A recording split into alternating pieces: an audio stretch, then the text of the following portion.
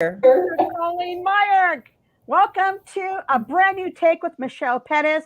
Michelle Pettis is a author, a speaker, a master food story teller, and our host of this amazing event. Michelle, take it away. Thank you, Dr. Colleen Meyer, producer and moderator extraordinaire. And thank you for joining us tonight. So if it's 7 o'clock Eastern Standard Time, then that means it's time for a brand new take. So I am Michelle Pettis, as Dr. Colleen said. I am the author of the soon to be released Leaving Large, the Stories of a Food Addict. So yes, indeed, you might not be able to tell it right now, but over my lifetime, I have gained and lost over 700 pounds. And I finally figured out the secret to keeping the weight off, getting a body that I love, right? Getting in balance. And the secret for me, and it may be for many of you, is in your food stories. That's what that book that's coming out is all about. But tonight, we're talking about something completely different. Tonight we're talking about our Monday dilemma. We're talking about unpacking everyday scenarios that get us in trouble sometimes. That's what we do, right? That's what we do on Sunday night. And if you are joining us for the first time, thank you. Welcome to a brand new take. Tonight we have as our guests Leslie Davis, the author of You Can't Eat Love. Say hey, Leslie. Hello. We have Gina Cushenberry, a licensed nutritionist who, tells us what to eat, right? But on this show, we know we gotta figure out the what to eat. But before we figure out the what to eat, we gotta figure out the why we eat. The why we eat what we eat. We get to the why first, and then it makes the what so much easier. Then we also have up in the corner, that corner, that corner, that corner, which corner? That corner.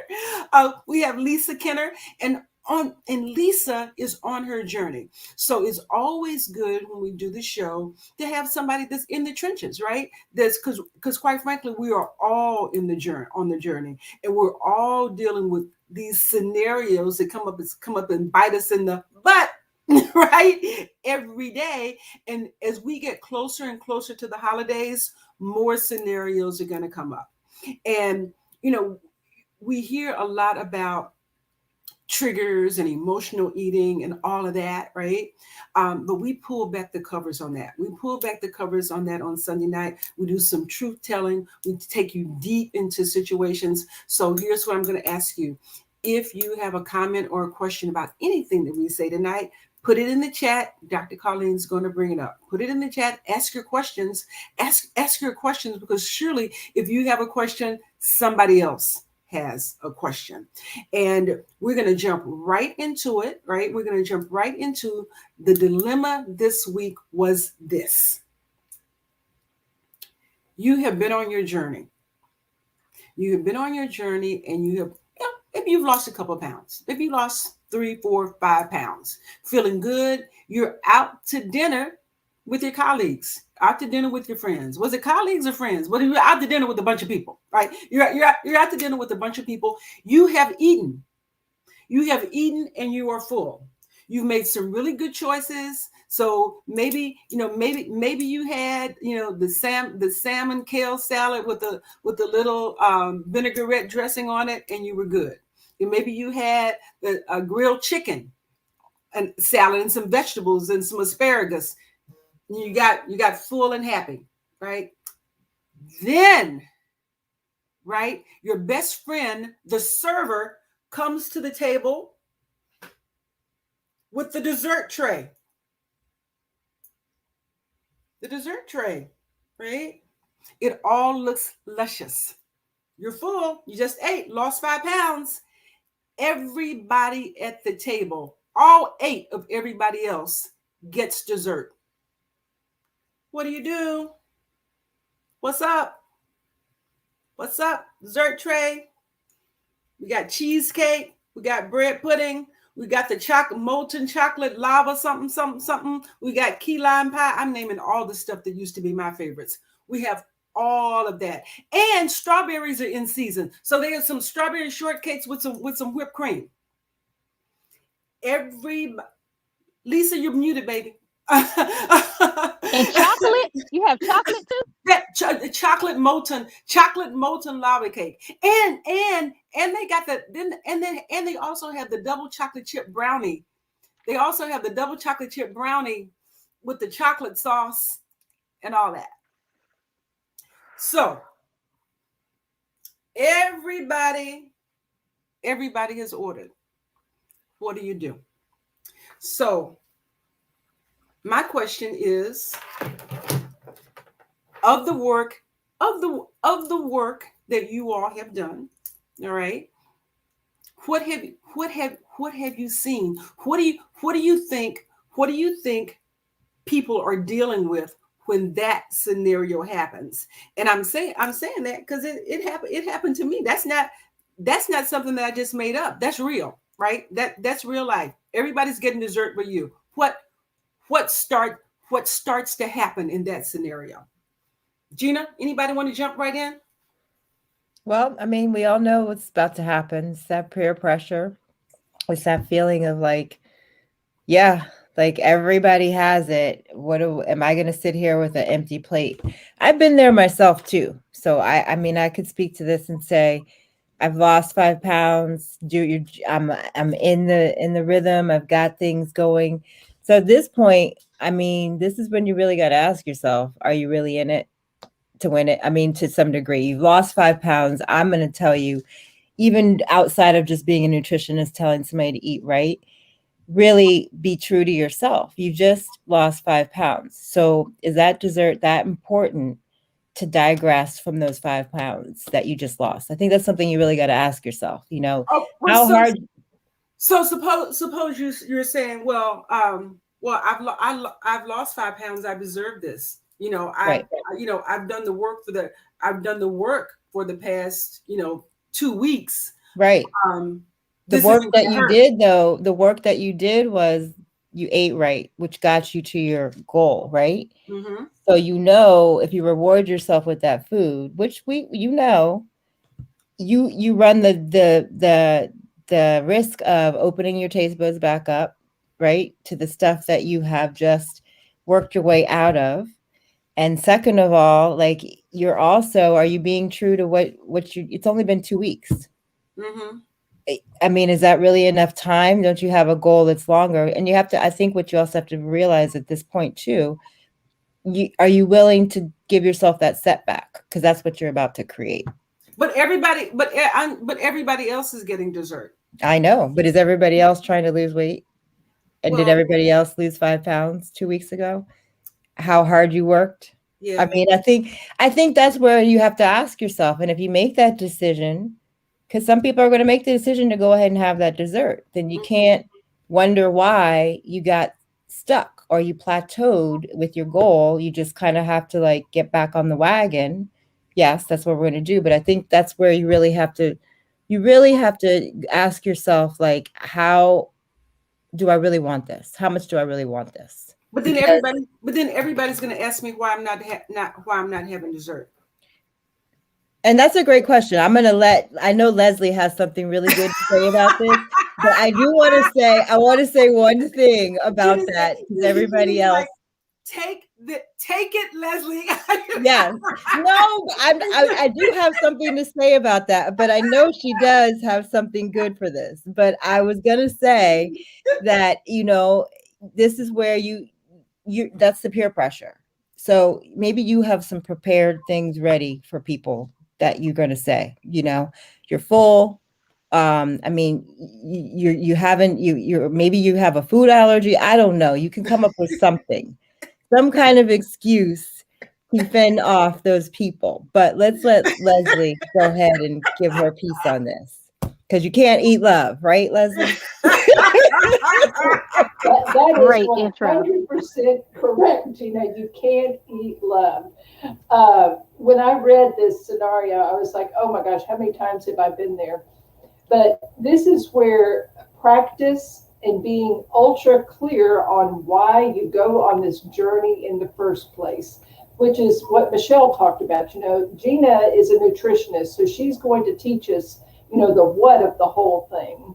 But let's be really clear, as Michelle referenced, let's be really clear on why we're doing this.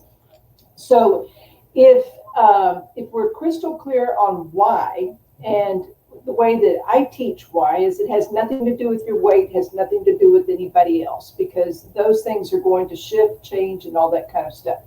So we know that we're going to go to this event. We know that we're dining with our friends. We know what kind of place it is. And so we start practicing ahead of time.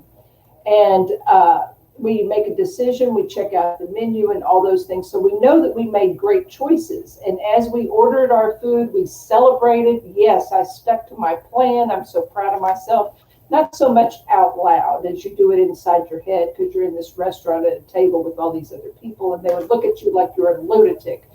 But we've already celebrated. So we're already building up our confidence that we can do what we want to do, which is to enjoy a meal, be with our friends.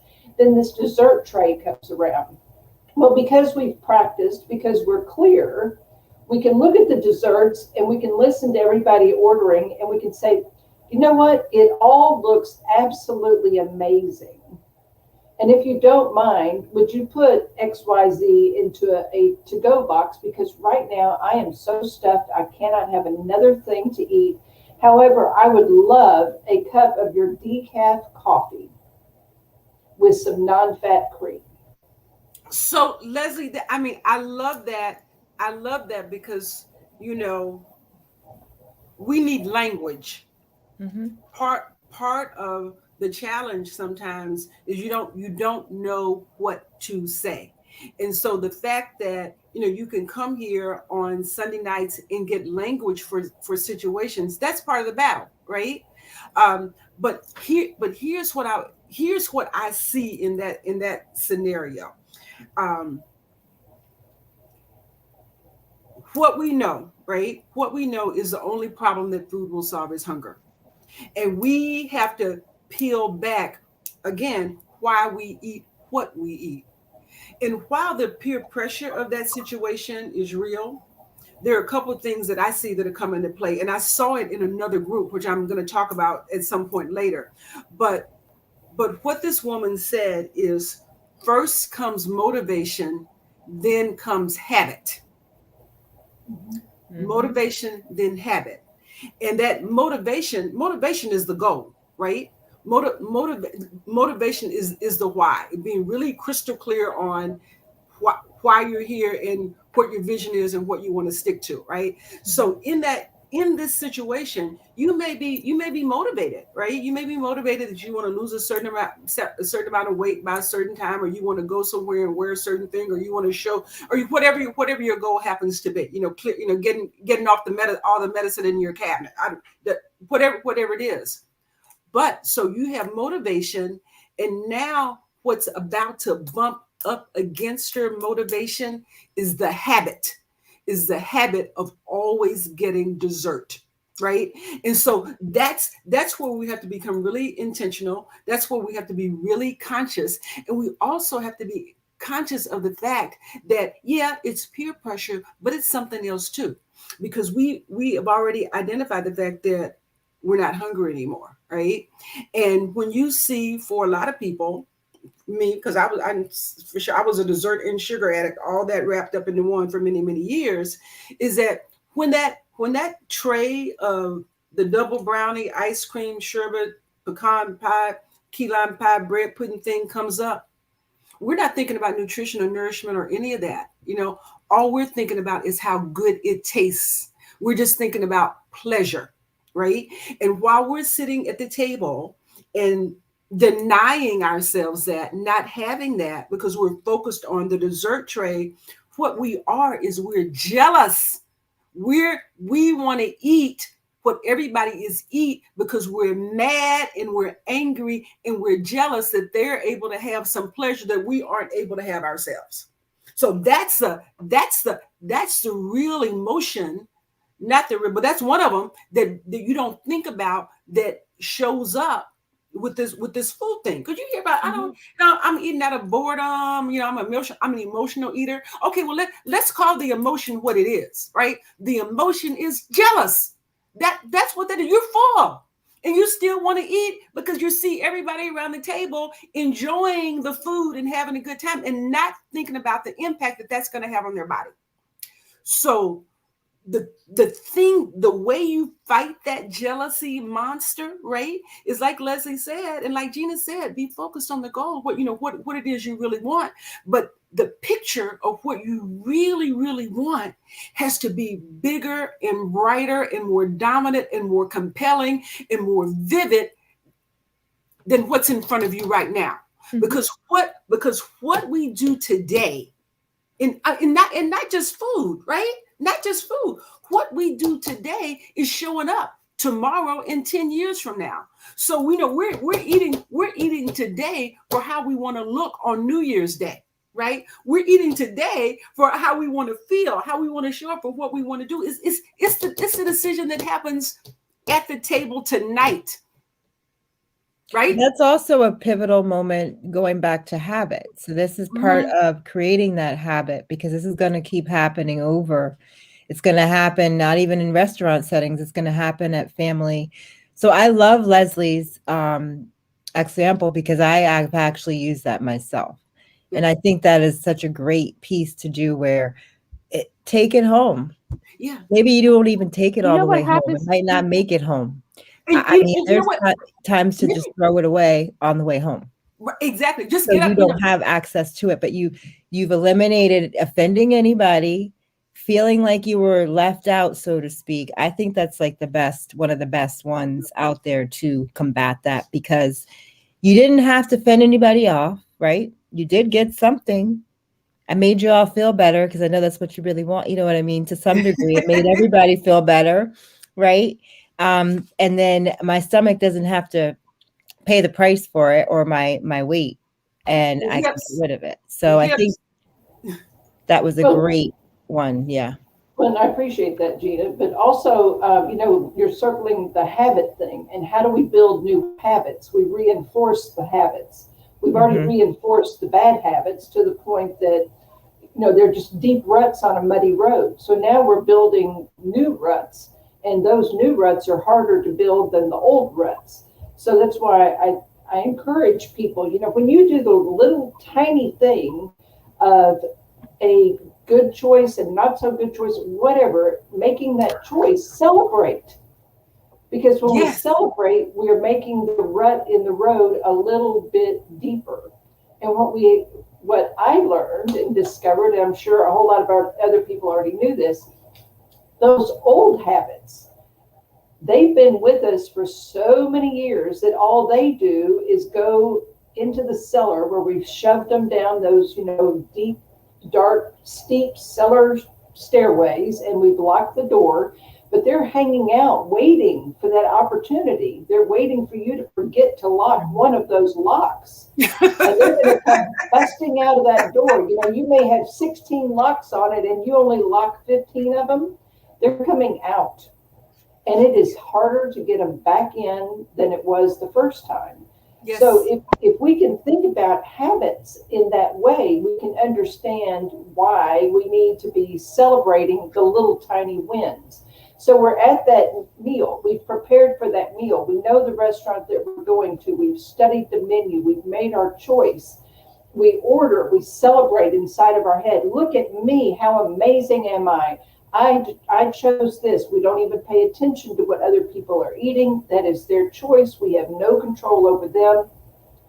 And as we are enjoying the meal, we're saying, oh my goodness, I am so enjoying this meal. This is so great. I am so proud of myself for making this choice. That dessert tray comes around and it really becomes almost a non-issue, because you're feeling so good and so proud about the choices that you're making. So to ask, I am so full, please, can I have whatever in a to-go box? And my next thing that I was going to say, which Gina stole my thunder, was Gina,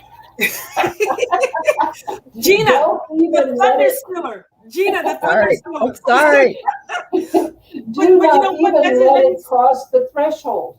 Don't let it cross the threshold.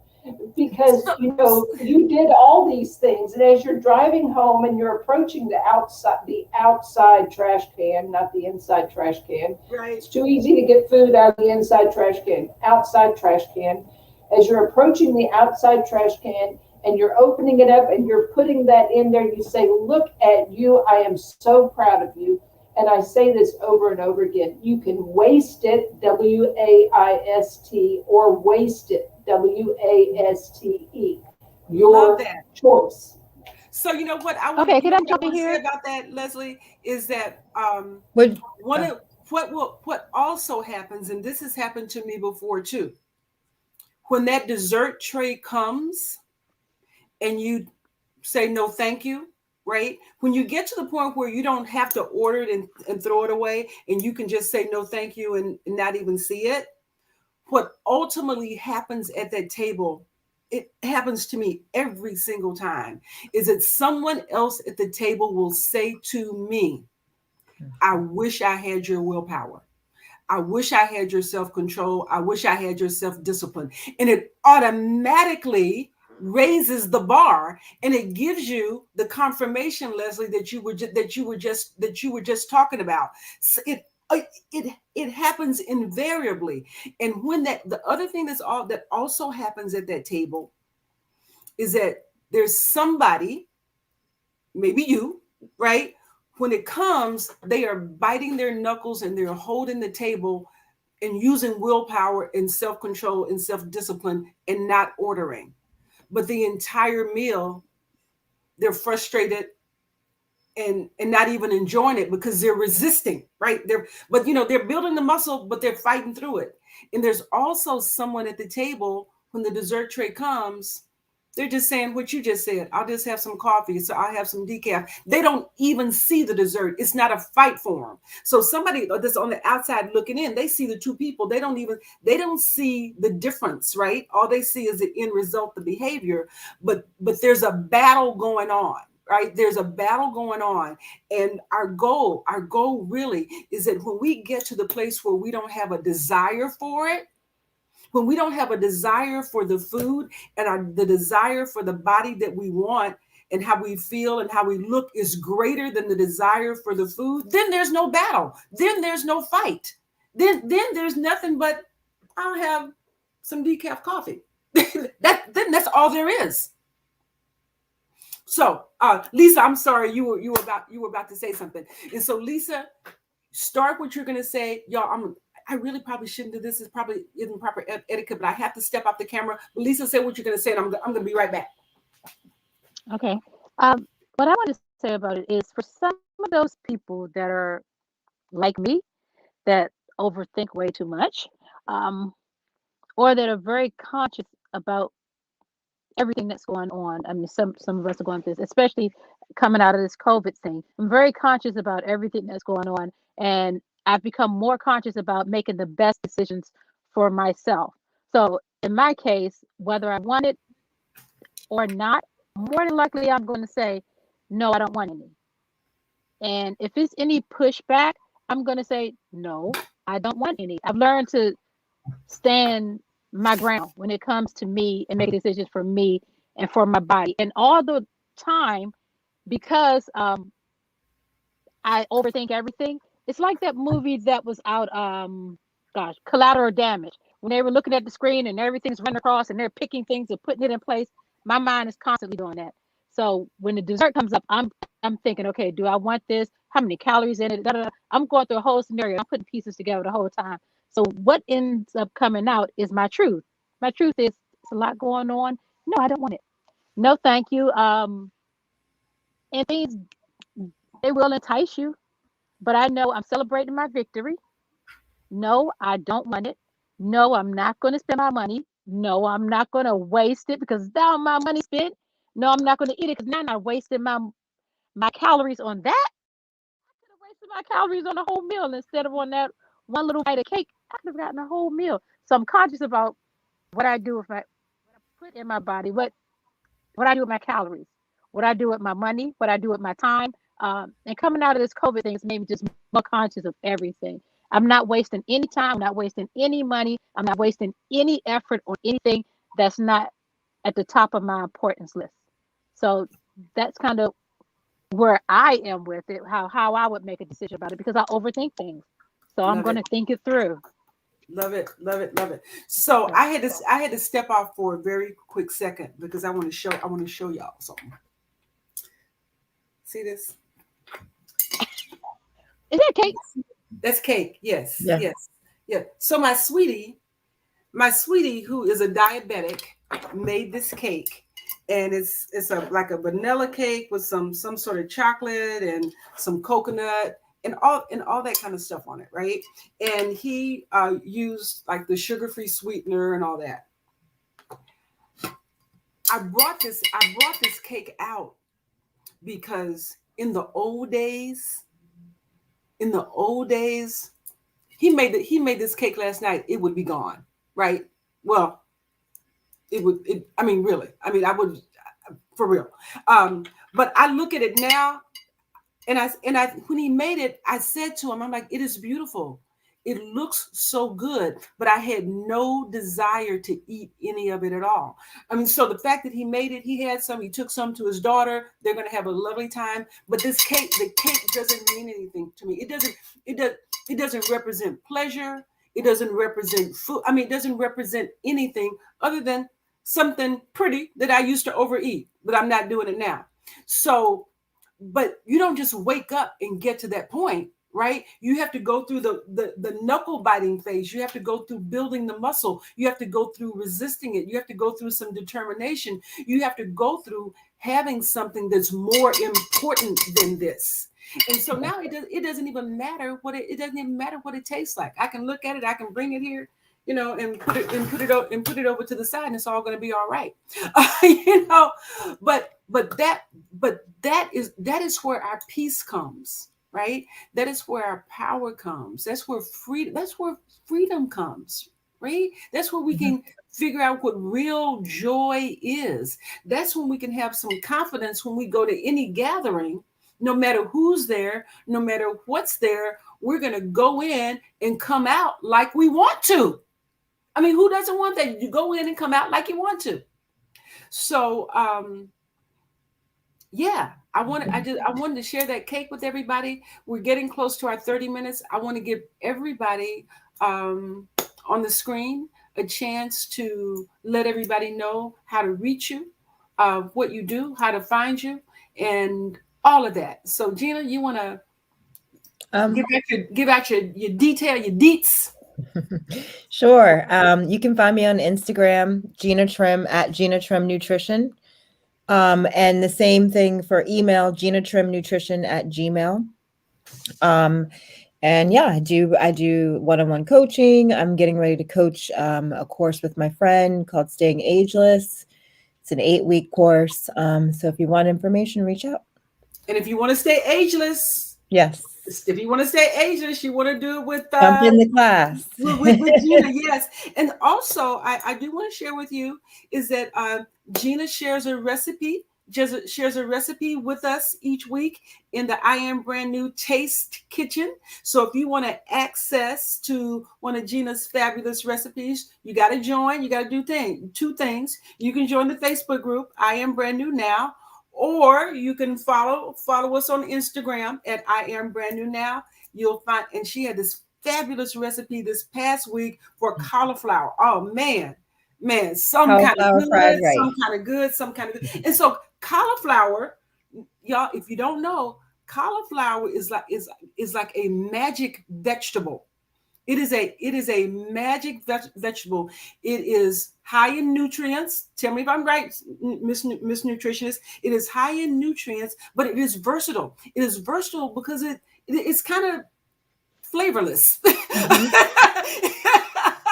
Yeah, you can sneak it in things, thicken things up. Right, and when you roast it, it gets sweet. Just FYI, if you want it to taste good on its own, roast it by itself and it's sweet. So yeah, so you can make it taste like anything you want to taste. And so what we really want, right, is high flavor, right? If you get really nicely flavored, highly seasoned food, you don't need so much of it. You can appreciate it, right? High intense flavor helps you feel full more quickly. And for me, it makes me eat more slowly. right? Because we want to slow down our eating so our stomach will tell our brain that it's full. Well, if you're eating something that's really intensely flavored, you can't slurp it down. You can't like slurp it up in 3 seconds. Exactly. Right? So that's all good. So thank you, Gina. Reach out to Gina if you want to look ageless for the holidays, because the holidays are coming and you want to go to whatever event you're going to. Then, oh my God, you look so good. Oh, what are you doing? Doesn't everybody love that question? What are you doing? Right? That's the question you want everybody to ask you. All right. Next, Miss Leslie, you want to let everybody know how to reach you? You can reach me at my website, youcaneatlove.com. You can email me at leslie@youcaneatlove.com. I'm on Instagram at youcaneatlove with underscores between each of the words, and then my Facebook, You Can't Eat Love. I would love to hear from you. My podcasts and other things that I've done are on the website if anybody wants to check them out. And a lot of the tips and tricks that I talk about are also posted there. I do have a very different take on everything, but you know what? That's okay. I didn't like to cook until I went on this journey. And as Michelle was just saying, once I discovered that food could have incredible flavors to it, I enjoy cooking. And I'm really not willing to go out to eat in restaurants as much anymore because I want my food to taste good. People complain about, 5-star restaurants being so expensive. Well, one of the reasons is they're using high quality proteins, high quality vegetables, and they're seasoning them very well. So flavorful food, as Michelle said, will help you feel fuller and more satisfied, and it takes so much less of it because you're not trying to do what the fast food people have figured out. You're not trying to trick your taste buds. And it is a fact, the fast food people figured out what to add to their food to make you want to eat more of it. So that is a true thing. So my no big surprise on that. My recommendation is if you like hamburgers, buy high quality sirloin or Wagyu, grind it, make yourself a lovely hamburger patty, fix yourself a hamburger and enjoy. Anyway, this is amazing. Always learn something. Thank you, Leslie. And Lisa, I know. No. Here, I want people to know. Here's what I want people to know about Lisa is that you can see Lisa in the Facebook group, in the I Am Brand New Now Facebook group. She is great. If you're looking for some motivation, right? So Lisa's on there with her workout videos and look at that bicep. Sorry, yeah, I had to say it. keeping you pumped up, right? So even though I say stay focused on the end result, right? Stay focused on the end result, but you still have to eat right and you still have to move. But as long as you're focused on the end result, the eating right and the moving becomes easier. It becomes easier because all of that is a means to the end that you want. And Lisa in the I Am Brand New Facebook group can, give you an extra push because she's showing you what she's doing every day. And sometimes all we need is a buddy. All we need is a partner. All we need to do is is to see somebody else doing it. And with that, I'm going to say we're going to do it again next Sunday. We're going to do it again next Sunday with a brand new take, 7 p.m. Central Time. Thank you, Dr. Colleen. Appreciate you being the moderator and producer extraordinaire. Thank you, Leslie. Love your support. Lisa, as always. Gina, glad to see you. And we'll see you next week.